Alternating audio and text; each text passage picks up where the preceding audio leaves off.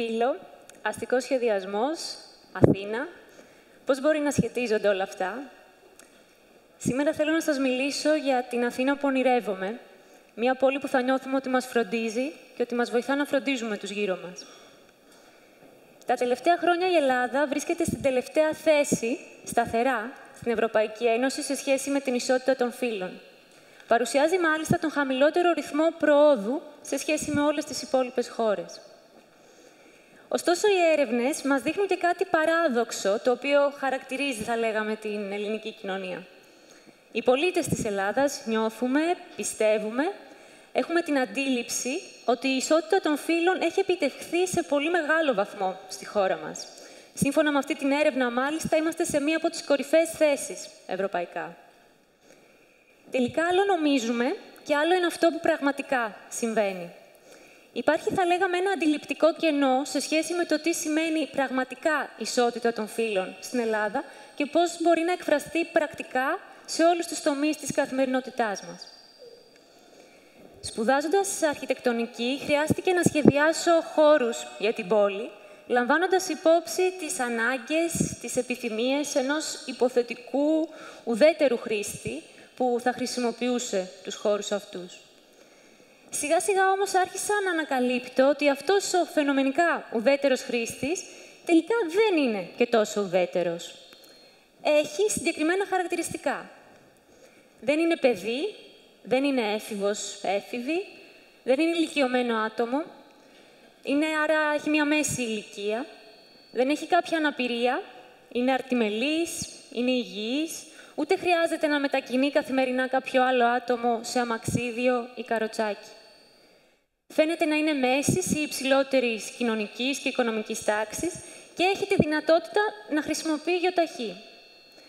Φαίνεται μάλιστα πως ανήκει στο αντρικό κοινωνικό φύλο. Γεννιόμαστε με κάποια βιολογικά χαρακτηριστικά στο σώμα μας, τα οποία μας κατανείμουν σε κάποιο φύλο. Αυτό μπορεί να είναι θηλυκό, αρσενικό ή intersex. Αυτό είναι το βιολογικό μας φύλο. Ωστόσο, η κοινωνία μας αποδίδει κάποια ακόμη χαρακτηριστικά. Το κοινωνικό φύλο, gender στα αγγλικά. Το κοινωνικό φύλο είναι κάτι πολύ πιο σύνθετο.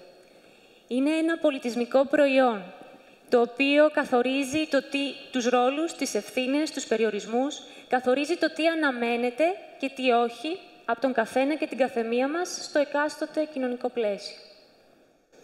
Πώς μπορεί όμως να σχετίζεται το κοινωνικό μας φύλο με τις εμπειρίες που έχουμε στην πόλη?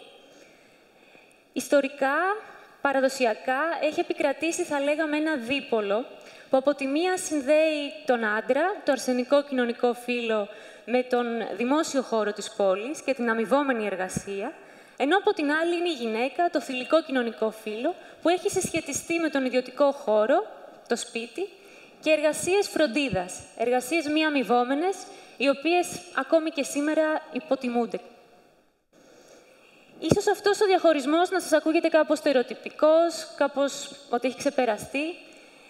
Και σίγουρα έχει υπάρξει πρόοδος στις τελευταίες δεκαετίες. Ωστόσο, η τελευταία έρευνα της Ελστάτ για την Ελλάδα μας δείχνει ότι σήμερα στην Ελλάδα οι γυναίκες αφιερώνουμε 3 φορές περίπου περισσότερο χρόνο καθημερινά για εργασίες φροντίδας σε σχέση με τους άντρες των οικοκυριών, των οικογενειών μας. Αυτές οι εργασίες φροντίδας μπορεί να είναι φροντίδα άλλων εξαρτώμενων μελών της οικογένειας, των παιδιών, των ηλικιωμένων, φροντίδα του νοικοκυριού. Σαφώς, αυτές οι εργασίες μας κάνουν να έχουμε κάποιες διαφοροποιημένες ανάγκες, τόσο στο σπίτι, στον ιδιωτικό χώρο, όσο όμως και έξω, στο δημόσιο χώρο, στην πόλη. Αυτές οι ανάγκες όμως δεν έχουν ληφθεί σοβαρά υπόψη όταν σχεδιάστηκαν οι πόλεις και όταν γίνονται και τώρα κάποιες παρεμβάσεις. Από ποιον σχεδιάζονται λοιπόν οι πόλεις και για ποιον? Βλέπουμε εδώ μια αναζήτηση του όρου Urban Planner στο Google και όπως βλέπετε το Google μας δίνει μια ποικιλομορφία ανθρώπων, γυναίκες, άντρες, διαφορετικών ηλικιών, διαφορετικού χρώματος, που συζητάνε, σχεδιάζουν, μάλλον όχι. Αυτό που μας δείχνει το Google είναι αυτό που συμβαίνει και στην πραγματικότητα πάνω κάτω. Οι πόλεις σχεδιάστηκαν από άντρες, λευκούς, μέσης ηλικίας και μάλιστα συγκεκριμένου κοινωνικού και οικονομικού προφίλ. Το γεγονός ότι οι σύγχρονες πόλεις σχεδιάστηκαν από άντρες δεν θα ήταν απαραίτητα από μόνο του κακό, έτσι. Ωστόσο, γίνεται προβληματικό όταν μια συγκεκριμένη κοινωνική ομάδα σχεδιάζει για όλες τις υπόλοιπες, λαμβάνοντας υπόψη μόνο τις δικές της εμπειρίες για την πόλη, υποτιμώντας και υποβαθμίζοντας πολλές φορές τις εμπειρίες, τις ανάγκες, τις επιθυμίες άλλων κοινωνικών ομάδων. Σύμφωνα και με την Παγκόσμια Τράπεζα, οι σύγχρονες πόλεις έχουν σχεδιαστεί από άντρες για άντρες, περιορίζοντας έτσι σημαντικά την πρόσβαση των γυναικών στην κοινωνική και οικονομική τους εξέλιξη. Η πόλη, ο δημόσιος χώρος, έχει έμφυλο πρόσημο. Είναι ένα πολιτισμικό προϊόν, το οποίο παράγει και αναπαράγει έμφυλες σχέσεις, διακρίσεις, ιεραρχίες που παρατηρούνται και σε άλλους τομείς της ζωής μας. Θυμάμαι πριν 2 χρόνια περίπου, το καλοκαίρι, ήμουν έγκυος στην Αθήνα, είχε καύσωνα. Σε εκείνη τη φάση της ζωής μου δυσκολευόμουν πιο πολύ να κινούμαι, κουραζόμουν πιο εύκολα, λαχάνιαζα. Ήθελα λοιπόν όταν έβγαινα από το σπίτι να ξέρω ότι αν κουραστώ θα υπάρξει κάποιο παγκάκι με σκιά, ένα πεζούλι, ώστε να μπορώ να καθίσω, να ξαποστάσω και να συνεχίσω μετά τη διαδρομή μου. Τότε συνειδητοποίησα ότι για μένα ήταν μόνο εκείνη η φάση της ζωής μου που είχα αυτές τις πιο αυξημένες ανάγκες στην πόλη. Αλλά η γιαγιά μου, ένα άτομο με αναπηρία, χρειάζονται κάποιες βασικές υποδομές στο δημόσιο χώρο καθημερινά, προκειμένου να μην αναγκαστούν να περιοριστούν σπίτι τους ή να χάσουν την αυτονομία τους. Η πόλη δεν έχει σχεδιαστεί για το σώμα, για τους ρυθμούς μιας εγγύου, ενός ηλικιωμένου ατόμου, ενός ατόμου με αναπηρία. Η πόλη έχει σχεδιαστεί με άξονα τη διευκόλυνση της παραγωγικής εργασίας, τη διευκόλυνση της παραγωγής κέρδους. Η πόλη έχει επίσης σχεδιαστεί για τους ρυθμούς των ΙΟΤΑΧΗ και αυτό έχει έμφυλο πρόσημο. Έρευνες σε άλλες ευρωπαϊκές πόλεις μας δείχνουν ότι οι γυναίκες, προκειμένου να καλύψουμε αυτές τις εργασίες φροντίδας που προανέφερα, κάνουμε μια σύνθετη και πολυγωνική κίνηση μέσα στην πόλη. Κάνουμε πολλές και μικρές διαδρομές. Ξεκινάμε το πρωί, πηγαίνουμε το παιδί στο σχολείο, στη συνέχεια περνάμε από το σούπερ μάρκετ, πηγαίνουμε στην εργασία μας, που ίσως προτιμήσουμε να είναι part-time, αν έχουμε κάνει οικογένεια. Επιστρέφουμε, παίρνουμε το παιδί, το πηγαίνουμε σε μια εξωσχολική δραστηριότητα, πηγαίνουμε στο σπίτι, ετοιμάζουμε το δείπνο και ούτω καθεξής. Για αυτού του είδους την κινητικότητα προτιμούμε όποτε είναι εφικτό να κινούμαστε σε επίπεδο γειτονιάς και να χρησιμοποιούμε τα μέσα ή να κινούμαστε με τα πόδια. Σε αντίθεση, οι άντρες των οικογενειών μας φαίνεται ότι κάνουν μια πιο απλή και γραμμική κίνηση, καθώς θεωρούνται κάπως οι κύριοι οικονομικοί πάροχοι των οικοκυριών ακόμα και σήμερα. Ξεκινάνε από το σπίτι, πηγαίνουν στην εργασία και επιστρέφουν πίσω. Για αυτού του είδους την κίνηση, σε συνδυασμό και με άλλους σαφώς κοινωνικούς και οικονομικούς παράγοντες, φαίνεται να τους διευκολύνει περισσότερο η χρήση των ΙΟΤΑΧΗ. Και ας αναλογιστούμε τώρα σε τι είδους κινητικότητα δίνει προτεραιότητα ο σχεδιασμός της Αθήνας. Σαφώς δίνεται προτεραιότητα στην κίνηση με ΙΟΤΑΧΗ. Και τώρα ξέρουμε ότι και αυτό έχει έμφυλο πρόσημο. Ένα άλλο κομμάτι που διαμορφώνει τις διαφοροποιημένες εμπειρίες που έχουμε ως γυναίκες, ως θηλυκότητες στην πόλη, είναι η πόλη τη νύχτα. Ποιες από εμάς δεν έχουμε φοβηθεί γυρνώντας στο σπίτι το βράδυ? Ποιες από εμάς δεν έχουμε χρησιμοποιήσει διάφορες τεχνικές προκειμένου να νιώσουμε λίγο πιο ασφαλείς? Κρατάμε τα κλειδιά στο χέρι, παίρνουμε τηλέφωνο μία φίλη. Προτιμάμε να περπατάμε στο κέντρο του δρόμου, που είναι πιο φωτεινά, και όχι στο πεζοδρόμιο.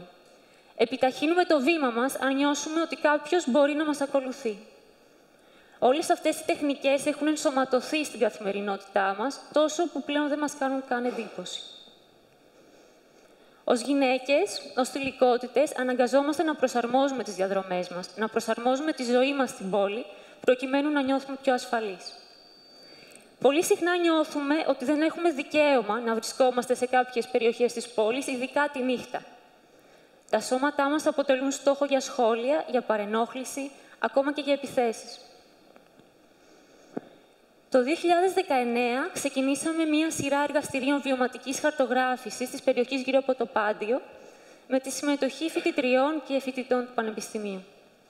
Σε ένα από τα εργαστήρια, μία από τις συμμετέχουσες μας είπε ότι αν τύχει και μείνω στο σχολείο ως αργά το βράδυ, προτιμώ να διασχίσω τη Συγκρού από πάνω, παρά να περάσω από την υπόγεια διάβαση. Προτιμά δηλαδή να διασχίσει τη λεωφόρο, να πηδήξει το διαχωριστικό κυκλίδωμα, να διακινδυνεύσει να προκαλέσει κάποιο τροχαίο, να διακινδυνεύσει τη σωματική της ακεραιότητα, από το να περάσει από την υπόγεια διάβαση. Στο εργαστήριο συμμετείχαν συνολικά περίπου 20 φοιτήτριες και ήταν και 2 άντρες φοιτητές.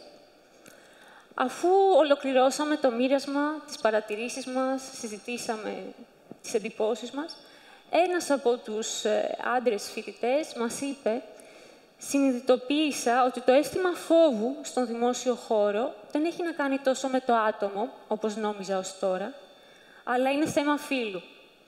Εντυπωσιάστηκα πως γίνεται τόσες γυναίκες που δεν γνωριζόσασταν από πριν μεταξύ σας, να έχετε κοινές εμπειρίες, κοινές αντιλήψεις για συγκεκριμένες περιοχές της πόλης». Τι μπορούμε να κάνουμε, λοιπόν, ώστε η Αθήνα να γίνει μια πόλη πιο φιλική, μια πόλη που ακούει και ανταποκρίνεται στις διαφορετικές μας ανάγκες? Όπως έχει πει η ακτιβίστρια Jane Jacobs, για να μπορεί η πόλη να ανταποκριθεί στις ανάγκες όλων των ανθρώπων της, χρειάζεται όλοι και όλες να συμμετάσχουμε ενεργά σε όλες τις διαδικασίες αναδιαμόρφωσής της. Αυτό που επιχειρούμε να κάνουμε με την ομάδα μου, την ερευνητική ομάδα Ουρμπάνα, είναι να αλλάξει ο τρόπος που σκεφτόμαστε και σχεδιάζουμε για την πόλη. Ως τώρα, ο σχεδιασμός της πόλης ήταν μια διαδικασία κυρίως μεταξύ των δήμων, κάποιων φορέων και κάποιων τεχνικών ομάδων εμπειρογνωμόνων. Σε αυτή τη σχέση θέλουμε να βάλουμε και έναν τρίτο, πολύ σημαντικό παίκτη, τις ίδιες τις κοινότητες. Μιλάμε λοιπόν για συμμετοχικό σχεδιασμό. Πιστεύουμε ότι οι ίδιοι άνθρωποι, οι ίδιοι κάτοικοι μιας γειτονιάς είναι πλέον ειδικοί να μας μιλήσουν για τα προβλήματα που αντιμετωπίζουν εκεί καθημερινά και να προτείνουν λύσεις. Επίσης, μιλάμε και για συμπερίληψη στον αστικό σχεδιασμό. Μας ενδιαφέρει να δημιουργήσουμε ένα πλαίσιο ανοιχτό, φιλικό, ώστε να μπορούν να ακουστούν όλες οι ομάδες που αποτελούν μια κοινότητα. Θέλουμε να ακούσουμε τα παιδιά, τους έφηβους, τις έφηβες. Διαφορετικά δεν θα έχουμε εικόνα των αναγκών τους. Στόχος μας είναι να θέσουμε την καθημερινή ζωή στο επίκεντρο του σχεδιασμού της πόλης. Δεν χρειάζεται να συνεχίσουμε να προσαρμοζόμαστε εμείς στην πόλη, εμείς στην Αθήνα. Η Αθήνα μπορεί να αλλάξει. Και έχει έρθει η στιγμή η Αθήνα να μας ακούσει και να προσαρμοστεί εκείνη στις ανάγκες μας. Ευχαριστώ πολύ.